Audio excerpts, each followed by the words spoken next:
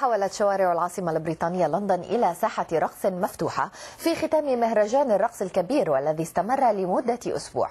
4000 شاب وفتى رقصوا في شوارع العاصمة، وتتبعهم الزميل رضا الماوي حتى موقع الحفل الختامي في ترافالغر سكوير في قلب لندن.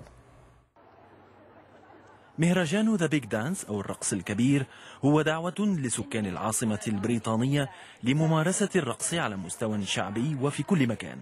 أصحاب المبادرة مكتب عمدة لندن ومؤسسة مجلس الفنون البريطاني أقام ورشات للتدريب على الرقص في تجمعات مثل المدارس والنوادي الصحية والمجالس البلدية والمسارح والسينمات أيضا.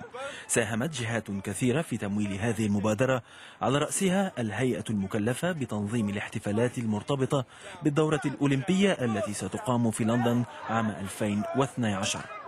جاكلين روز رئيسة المهرجان تقول إن الآلاف من المشاركين استعدوا للحفل الكبير في قلب العاصمة لندن. احتفال اليوم اسمه يوم رقصات العالم. الآلاف سيقدمون 5 رقصات مختلفة تعبر عن القارات ال5، وهم يعكسون روح التآخي التي تميز الألعاب الأولمبية التي تستضيفها المدينة بعد 2 سنين. الغالبية العظمى من المشاركين لا يحترفون الرقص، ولكن كثيرا منهم تدرب على الرقصات من خلال دروس خاصة نشرها المنظمون على الإنترنت منذ عدة أشهر. المدير الفني للمهرجان مصمم الرقصات لوكا سيلفستريني قال لي إنه استوحى رقصات القارات ال5 من خلال مئات التسجيلات التي وصلته عبر الإنترنت من مختلف دول العالم. كانت هذه نقطة الانطلاق لتصميم اللوحات الراقصة، وبعدها أضفنا لمساتنا الخاصة وحرصنا على أن تكون الحركات سهلة على المشارك العادي.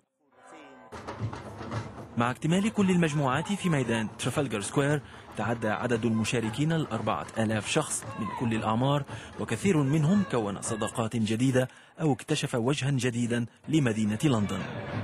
ميدان ترافالغر سكوير الذي يشهد الاحتجاجات والمظاهرات والاحتفالات والمهرجانات أيضا جمع اليوم الآلاف من سكان لندن من مختلف الأوساط والأعمار ليحتفلوا بمدينتهم التي سوف تستضيف الألعاب الأولمبية عام 2012.